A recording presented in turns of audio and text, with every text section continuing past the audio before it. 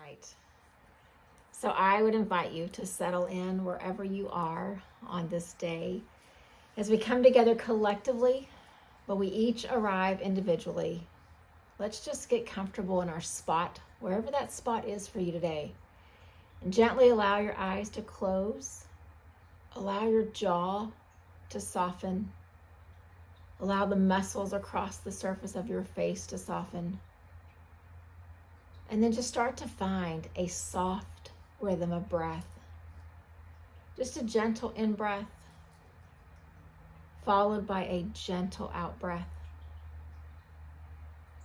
And let's just each settle in the physical space where we are, the mental space, the emotional space that we've found ourselves in for these few minutes.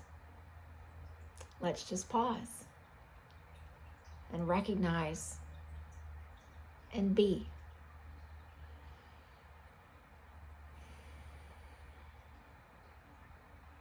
And then I would invite you just to notice what the breath feels like.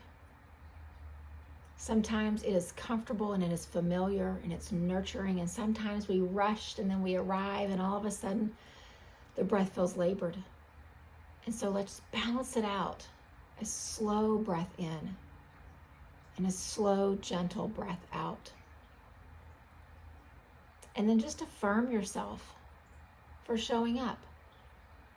Not showing up because it was a designated time, but showing up for you.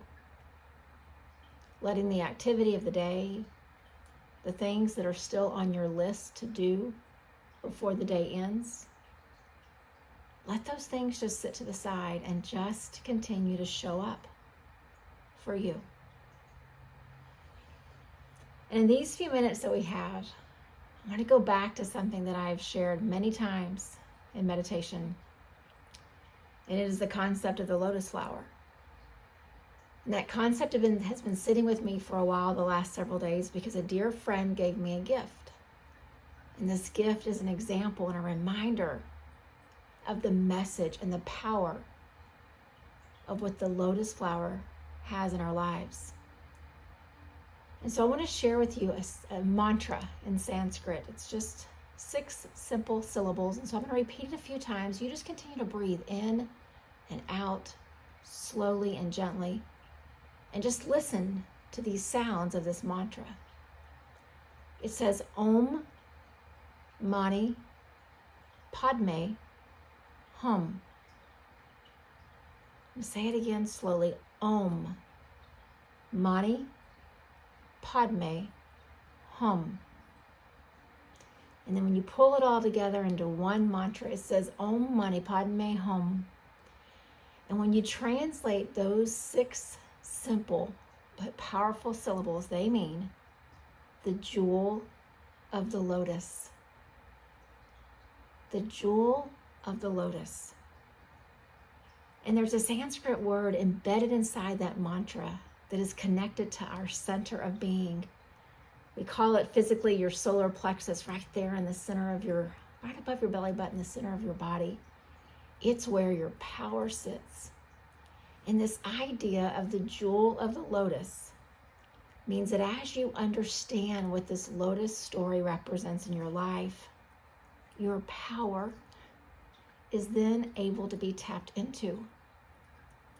You believe in the real story of you, not the story that you've told yourself for a long time or the story that the world has represented to you, but the real story, the essence of you.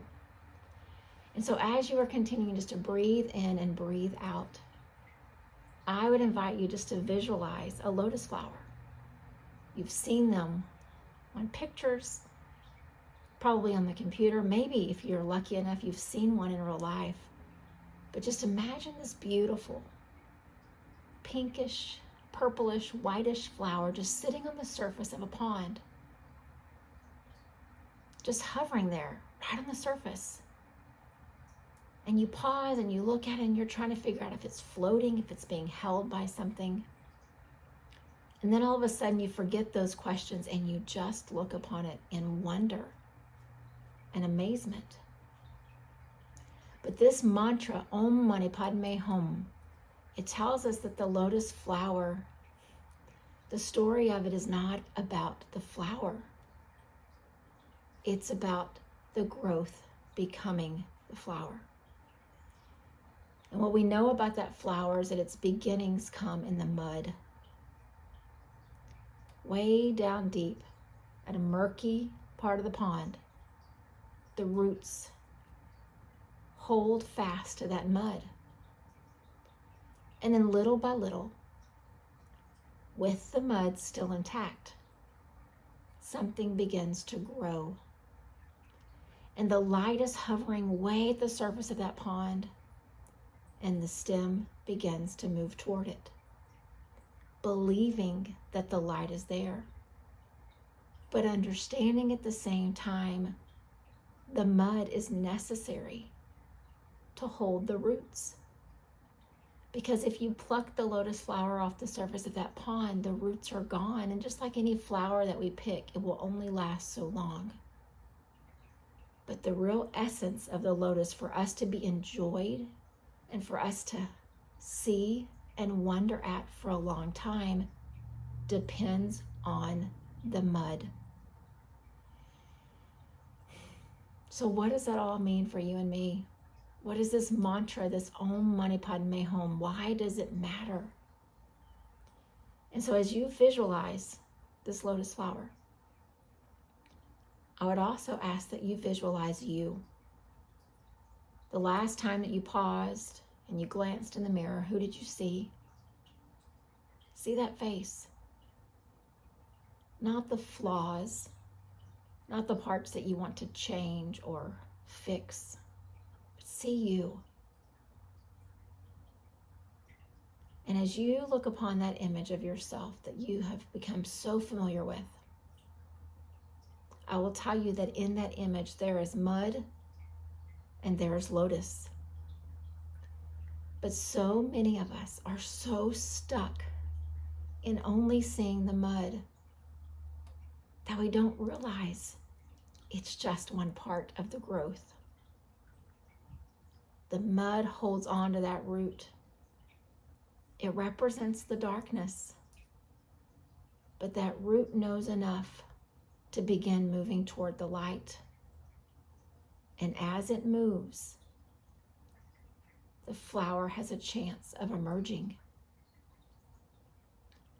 But if all the root ever did was just get stuck and mired down in the mud, and never looked up to see the light, we'd never have lotus flowers to enjoy. And so this mantra is thousands of years old. These flowers are just as old, this story as old as well. But they still have meaning for you and me today. And so whatever mud you're each going through, whatever mud that I'm going through, even though we're sitting up nice and tall or we're sitting still in our spot, I would just invite you to imagine that you're beginning to look up. Just kind of see yourself as if you were raising your chin, tilting your head back and looking up. Because up is where the surface of the pond is that then reveals the light. Om Mani Padme Hum. I am the mud, but I am also the lotus.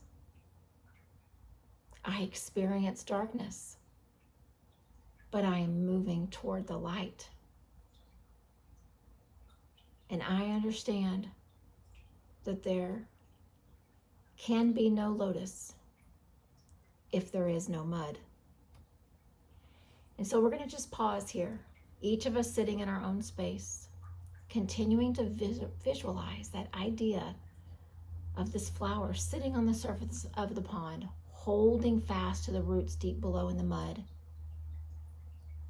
and then seeing us doing the same, beginning to look up beyond the surface of the pond toward the light.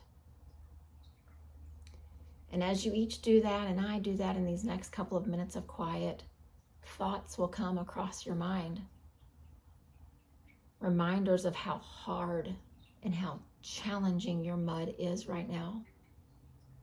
But when those thoughts come, see that lotus flower. See the flower. See the potential. See the light. Breathing in, breathing out.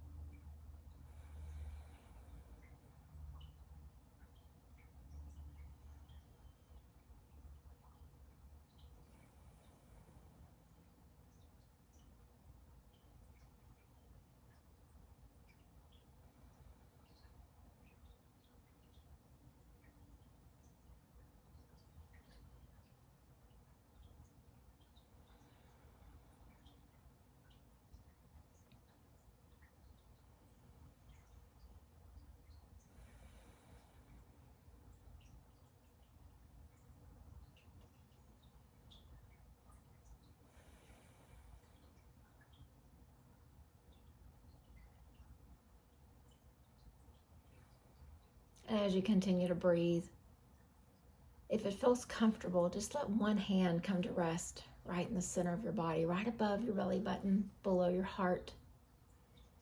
In Sanskrit, we call this Manipura, your seat of power.